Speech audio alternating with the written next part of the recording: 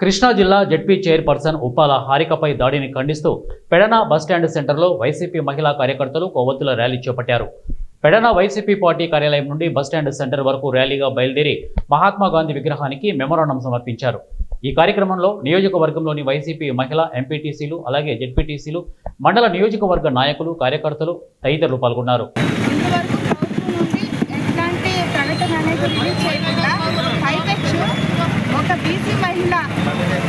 ఒక చైర్పర్సన్ గారిని పట్టుకుని కొల్లు రవీంద్ర గారు అంటే ఒక మంత్రి స్థాయిలో ఉండి ఆయన మహానటి అని చెప్పి వ్యాఖ్యలు ఏదైతే చేశారో దాన్ని తీవ్రంగా ఖండిస్తారు.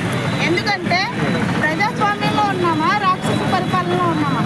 ఈ రాక్షస పరిపాలన అందించడానికి వీరు ప్రభుత్వంగా వచ్చారా? అంటే మహిళలకు పెద్దపీట వేస్తున్నాం, మహిళా పక్షపాతులం, మేము బీసీలకు వెన్నులను ఉండేవాళ్ళం, బీసీలకు అగ్రస్థానం ఇచ్చేవాళ్ళం అని చెప్పుకుంటున్న పవన్ కళ్యాణ్ కావచ్చు, ఇతర మంత్రులు కావచ్చు, హోంమంత్రి కావచ్చు, ఏ ఒక్కరూ కూడా మీడియా సమావేశం పెట్టి ఇలా దాడి చేయటం అమానుషం. తెలుగుదేశం జెండాలు పెట్టారు, జనసేన జెండాలు పెట్టారు, వాళ్ళకే మాకు సంబంధం లేదు, వాళ్ళెవరో మాకు తెలియదు, మేము ఆదేశించలేదని ఎందుకు మీరు చెప్పలేకపోయారు?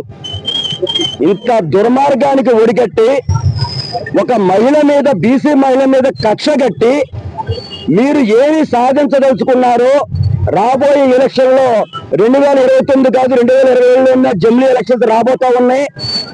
ఆ ఎలక్షన్ లో ప్రజలు మీకు గుణపాఠం చెప్తారు. ఆవిడ పెట్టిన కన్నీరు ఏదైతే ఉందో ఆ కన్నీరు నేలకు తాకిందో ఆ నేల అక్కడ మన మంత్రి గారు అయిన కొల్లు రవీంద్ర గారు మరి బీసీ మహిళ అయిన హారిక గారిని మహానటి అని అడిగారు. మరి ఆయన ఒక బీసీ అయ్యుండి మరి గతంలో కూడా వాళ్ళ ఇంట్లో మహిళలు కూడా అట్లాగే మహానటుల కింద నటించారేమో మాకైతే తెలీదు. బహుశా నటించి ఉంటారు, అందుకే ఆయనకి ఆ ఒక్క పదం వచ్చింది ఆయన నోటంట.